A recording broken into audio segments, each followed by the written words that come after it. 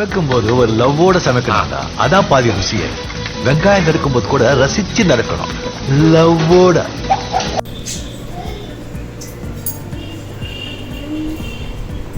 Hi, வணக்கம். Hi, வணக்கம் and welcome to in-laws சமையல். இன்னைக்கு நம்ம பார்க்க போறது குயிக்கா ஈஸியா குக்கர்ல எப்படி தக்காளி சாதம் செய்யலாங்கிறத பார்க்கலாம். வாங்க பார்க்கலாம். இப்போ அதுக்கு என்னென்ன தேவைங்கிறத நான் சொல்லிடுறேன். 4 துண்டு பட்டை, ஒரு 5 கிராம்பு, 3 ஏலக்காய், பிரியாணி இலை ஒரு 2 எடுத்து வச்சுருக்கிறேன் தாளிக்கிறதுக்கு. இதில் கொஞ்சம் கருவேப்பிலை, இந்த ரம்பை எடுத்து வச்சுருக்கிறேன். அப்புறம் ஒரு 5 பச்சை மிளகா, 2 வெங்காயம், 5 தக்காளி. நான் செய்ய போகிறது தக்காளி சாதம் பிரியாணி டைப்பில் தான் செய்ய போகிறேன். அதுக்காக 5 தக்காளி எடுத்து வச்சுருக்கிறேன். இஞ்சி பூண்டு பேஸ்ட்டு 1 ஸ்பூன், தயிர் ஒரு சின்ன கப்பு, நெய் ஒரு குட்டி கப்பில், தேவையான அளவு உப்பு, லாஸ்ட்டாக போடுறதுக்கு மல்லி இலை, இது புதினா. மசாலா ஐட்டம் வந்து எல்லாமே இந்த பிரியாணிக்கு சேர்க்குற மாதிரி தான். 1 கரண்டி மல்லித்தூள், 1 கரண்டி மிளகாத்தூள், 1 கரண்டி அரை கரண்டி ஜீரகத்தூள், அரை கரண்டி மிளகுத்தூள், கரம் மசாலா ஒரு அரை கரண்டி மஞ்சத்தூள். இவ்வளவு எடுத்து வச்சுருக்கேன். வாங்க இப்போ எப்படி அதை குக்கரில் செய்கிறதுன்றதை பார்க்கலாம். நான் இந்த பவுலில் 1 பவுல் அரிசி எடுத்துருக்கேன். சாப்பாட்டு அரிசி தான் எடுத்துருக்கிறேன். இதில் வந்து நம்ம தண்ணி வந்து அளவு 2 பவுல் ஊற்றணும். அதுக்கப்புறம் நம்ம பத்தலைன்னா ஊற்றிக்கலாம். இப்போ குக்கர் காஞ்சிச்சு, அடுப்பில் வச்சுருக்கேன். எல்லாம் ஊற்ற போகிறேன். யூஸ்வலாக எல்லாம் தக்காளி சாதம் வந்து கடாயில தான் தக்காளி தொக்கு மாதிரி பண்ணி சாதம் கட்டுவாங்க. நம்ம குக்கரில் நீங்கள் செய்யறது எப்பவுமே நல்லா இருக்கும். நல்லாயிருக்கும். 2வது இது வந்து பிரியாணி டைப்பில் இருக்கும் இந்த தக்காளி சாதம். ஈஸியாக ஆஃபீஸ் கோவர்ஸ்க்கெல்லாம் கட்டுறாங்க, லஞ்ச் கட்டுறாங்க, அந்த மாதிரிலாம் வந்து இது குயிக்காக. இப்போ நான் இந்த புளி கரண்டியில் 2 கரண்டி எண்ணெய் ஊற்ற போகிறேன்.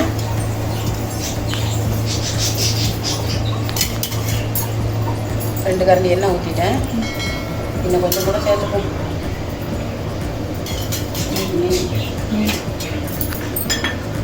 அப்படியே நெய் கொஞ்சம் ஒரு குட்டி பவுலில் நெய் கொஞ்சம் சேர்த்துக்கிறேன். நல்லா இன்னும் காயட்டும். 2மே நல்லா காஞ்சிருக்கும். பிரியாணிக்கு நல்லா இருக்கும். நம்ம நெய்யும் ஊற்றி இது தக்காளி சாதத்துக்கு பிரியாணி டேஸ்ட்டே இருக்கும். இன்னைக்கு வந்து நம்ம ஈஸியாக செய்கிற ஒரு சாப்பாடு. ஆமாம், எல்லாமே ரெடியாக இருக்குது. பார்க்க நிறைய இருக்கிற மாதிரி இருக்கு ஐட்டம். எல்லாமே பிரிஞ்சிக்கு நீங்கள் எடுத்து வச்சுக்க மாதிரி இருக்குது. பிரிஞ்சிக்கு மாதிரி தான் நல்லா சொல்லலை. எத்தனை இப்போ நான் பிரிஞ்சிக்கு என்னென்ன தேவையோ அந்த ஐட்டம். ஆனால் தக்காளி சாதத்துக்கு நம்ம இதை செய்யலாம், நல்லாயிருக்கும். இப்போ வந்து எண்ணெய் காஞ்சிருச்சு. இந்த பட்டை, லவங்கம், ஏலக்காய், கிராம்பெல்லாம் சேர்த்துக்குவோம்.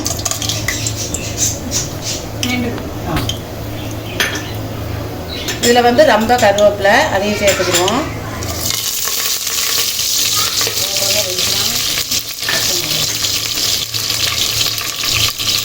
இப்போ காரத்துக்கு கொஞ்சம் பச்சை மிளகா போட்டு எல்லாமே கிண்டி விடுவோம். நம்ம பெரிய குக்கராக இருக்குது. எனக்கு எடுத்துக்கிட்ட நான் தூள் போட்டு தான் ஏறணும் போல இருக்குது. தூள் போட்டு தான் ஏறி நிற்கணும் போல இருக்குது.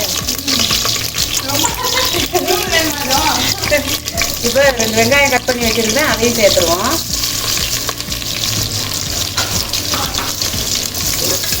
சேர்த்து நல்லா கிளறி வச்சுருவோம். என் மருமகள் தூளே எடுத்துகிட்டு வந்துருக்கேன். ஏறி நிற்கிறேன். போயிட மாட்டேன். இதுக்கு மேலே எல்லாம் காம்ப்ளான் குடிச்செல்லாம் வளர மாட்டேன். அவ்வளோதான். எவ்வளோ ஹைட்டு? நான் ஹைட்டு இல்லை, குக்கர் ஹைட்டாக இருக்கு. எவ்வளோ பெரிய குக்கரு! நான் என் சைஸுக்கு கேட்டால் உன் சைஸுக்கு கொடுத்துருக்காங்க குக்கரை. உனக்கு தான் கரெக்டாக இருக்கும். உப்பு எடுப்பான், இன்னும் உடனே வாசம் முடியும். உப்பு எடுப்பான். இதில் வந்து 1.5 ஸ்பூன் உப்பு எடுத்து வச்சுருக்கிறேன். பத்தலைன்னா அப்புறம் பார்த்துட்டு சேர்த்துக்கலாம். ஒரு சில பேர் இந்த பிரிஞ்சி செய்யும், தக்காளி சாதம் பிரிஞ்சிலாம் செய்யறப்ப தக்காளிலாம் அரைச்சி பேஸ்ட் மாதிரி ஊற்றுறாங்களா? ஆமாம், அந்த மாதிரி கூட ஊற்றலாமா? ஊற்றலாம். இஞ்சி பூண்டு அந்த மாதிரி கூட அரைச்சி ஊற்றலாம். அப்படி பார்த்தா தெரியாது. இது வந்து நம்ம செஞ்சோம்னா தக்காளியெல்லாம் அங்கங்கே கொஞ்சம் இருக்கும், பார்க்க நல்லாயிருக்கும். இப்போ நான் இந்த இஞ்சி பூண்டு பேஸ்ட்டை போட்டுக்கிறேன். இறங்கி ஏற வேண்டியதாக இருக்குது. இந்த ஸ்பூனில் 1 ஸ்பூன் ஃபுல்லாக இஞ்சி பூண்டு பேஸ்ட்டு.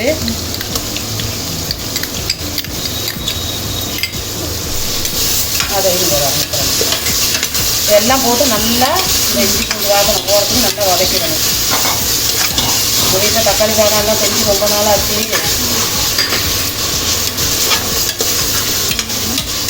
நம்ம வீட்டில் தக்காளி சாதம்லாம் செஞ்சு ரொம்ப நாள் ஆச்சுல்ல. இன்னைக்கு தான் இந்த குக்கருக்கு வேலை கிடைச்சிருக்கு. வீடியோ பார்க்குறவங்க நினச்சிருப்பாங்க அடிக்கடி ஒரே நான்வெஜ்ஜாக செய்வாங்க. அடுத்து என்ன வேணும்? புரியுவாங்க. தக்காளி போட்டுருவோம். 5 தக்காளி பண்ணிட்டே இருக்காது. ஆமாம், ஏதோ கையை நீட்டி ஏதோ நம்ம குழப்புறோம். தக்காளி சேர்த்து நல்லா வதக்கி விடுவோம். நான் தக்காளி சாதங்கிறதுனால 5 தக்காளி எடுத்துருக்கிறேன். மீடியமான தக்காளி, ரொம்ப பெருசும் இல்லை ரொம்ப கெட்டும் இல்லை. இந்த தக்காளி எல்லாம் இப்போ நல்லா வதங்கட்டும். பிரியாணிக்கு பிரிஞ்சிக்கு தான் தயிர் சேர்ப்பாங்க. நான் வந்து தக்காளி சாதம் அடிக்கடி ஃபர்ஸ்ட் ஃப்ளோர்லேருந்து இறங்குறீங்க. போயிட்டு வரேன். இன்னொரு தடவை கிண்டி விட்டுருவோம். இப்போ தான் இப்போ தக்காளி போட்டதுக்கப்புறம் தக்காளி எல்லாம் நல்லா மசிஞ்சிருச்சு. மறைப்பாரு ஏன் மறைக்க மாட்டார் அவர். நல்லா கரண்டி துண்டாக தான் இருக்குது. தயிர் எடுமா பக்கத்துலேயே வேற வாட்டர். இப்போ நான் இஞ்சி பூண்டு பேஸ்ட்டு காமிச்சேன் இல்லை, அந்த அளவுக்கு ஒரு கரண்டி தயிர் எடுத்துருக்குறேன். என்னடா இவங்க தயிர் சேர்க்குறாங்க தக்காளி சாதத்துக்குன்னு யோசிக்காதீங்க. தக்காளி சேர்த்து செஞ்சால் நல்லாயிருக்கும். தக்காளி இல்லை தயிர் தயிர் சேர்த்து செஞ்சால் நல்லாயிருக்கும். அதுக்காக தான் சேர்த்துருக்கேன். பார்க்குறதுக்கு பிரியாணி மாதிரி தான் இருக்கும், ஆனால் இது தக்காளி சாதம். ஆமாம், வயசாகிருக்குல்ல, அதனால ரெண்டே ஏதாவது ஒன்று. இப்போ 1 கப்பு புதினா எடுத்து வச்சுருக்கேன், அதையும் சேர்த்துக்கிடுவோம். இதெல்லாம் வந்து பிரியாணிக்கு போடுறதுல போடுங்களேன், ஏன் உங்கள் ஆசையை கெடுப்பானே. மல்லிக்கீரை எல்லாம் போட்டு ஒன்றா மிக்ஸ் பண்ணிக்கிறோம். நல்ல ஒரு வாசனை கொடுக்குது. தக்காளி சாதமும் நல்லா வாசமாக இருக்கும். ஏதோ சொல்ல சும்மா குழம்பு சோறுன்னு வெடிச்சு இது வந்து ஒரே லஞ்சா போயிடும். ஆமாம், இப்போ இந்த மசாலா இதுக்கு எதாவது சைட் டிஷ் சரி. இது சைட் டிஷ் நம்ம அப்பளம் பொரிச்சுக்குவோம். இப்போ பாருங்கள், இதில் எடுத்து வச்சுருக்க கொஞ்சம் கொஞ்சம் மசாலா தூள், மஞ்சள் தூள், மல்லித்தூள், மிளகாத்தூள், கரம் மசாலா, மிளகுத்தூள், ஜீரகத்தூள். இது இவ்வளவும் பிரியாணிக்கு சேர்கிற ஐட்டம் தான். நான் தக்காளி சாதத்துக்கு சேர்க்குறேன் எல்லாத்தையும். போட்டு எல்லாம் நல்லா கிண்டி விட்டுருவோம். பீஸ் பண்ணவா கிண்டவா? கிண்டா.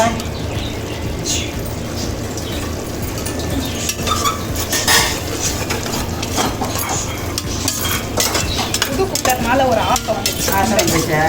உன் ஹைட்டுக்கு தான் கரெக்டாக இருக்கு. நான் என் ஹைட்டு கேட்டேன். அந்த கரெக்டாக கையில் பட்டு சூடு பாவம் சுடி சுடுறானே. சூடா வச்சா இருக்கு சூடாதா? நல்லா மசிச்சு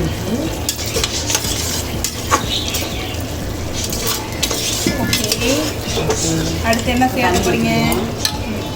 இந்த அளவுக்கு இருந்தா போதும்.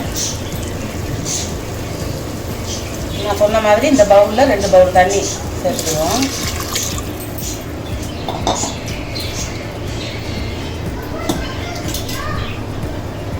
ரெண்டு பவுல் தண்ணி சேர்த்துக்கிறேன். நமக்கு பத்தலைன்னா அப்புறம் நம்ம இன்னும் கொஞ்சம் எக்ஸ்ட்ரா சேர்த்துக்கலாம். சரியா? ஓகே. இப்போ அது மூடி ஒரு கொதிக்க விடணும். இந்த ஸ்டேஜ் வந்து உப்பு செக் பண்ணி பார்த்துக்கலாம். நம்ம பார்த்துக்கலாம். இப்போ கொதிக்க விடணும். அதுக்கப்புறம் தான் நம்ம அரிசியை போடணும். இப்போ மூடி போட்டு வச்சுருவோம்.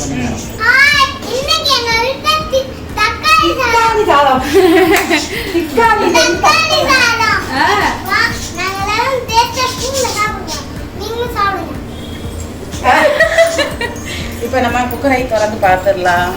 நல்லா இப்படி வந்து தண்ணியெல்லாம் ஊற்றி கொதி வந்ததுக்கு அப்புறமா தான் நம்ம அரிசியே போடணும். எல்லார் வீட்லேயும் தக்காளி சாதம் செய்வீங்க, ஆனால் இது வந்து எங்கள் வீட்டு ஸ்டைல்.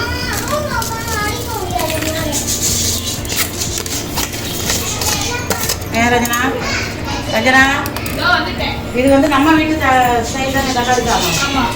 எல்லார் வீட்லேயும் தக்காளி சாதம் செஞ்சுருப்பாங்க. நம்ம வீட்டில் வந்து குக்கரில் எப்படி செய்யறோங்கிறது தான் இன்னைக்கு எனக்கு ரோலாவது ரோலாவது. என்ன பாப்பா 2 minutes ப்ளீஸ். சிம்பிளாக தக்காளி சாதம் ரெடியாக போகுது. நம்ம குக்கர் போட்டு மூடிடுவோம். அவ்வளோதானா? இதுக்கு தொட்டுக்கிறதுக்கு சைடிஷ் வந்து நான் சொன்னது மாதிரி அப்பளம்,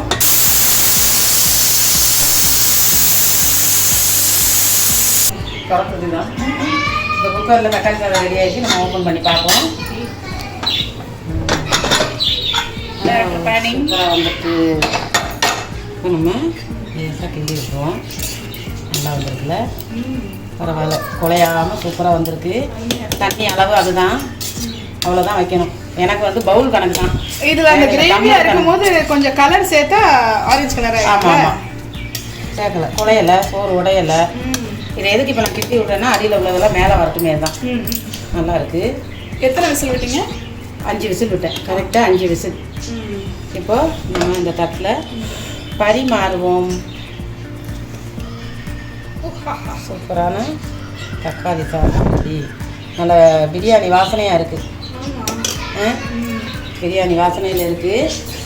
நம்ம 2 பேரும் அதை டேஸ்ட் பண்ணுவோமா? அதுக்கு சைடிஷ் வந்து வெங்காய பச்சடி, வெங்காயம் தயிர் போட்டு பச்சடி, அப்பளம் தொட்டுக்கிறேன். இப்போ நம்ம என்ன பண்ணுவோம், 2 பேரும் ஆளுக்கு வந்து அதை டேஸ்ட் பண்ணுவோமா? வா இந்த டேஸ்ட் பண்ணுவோமா?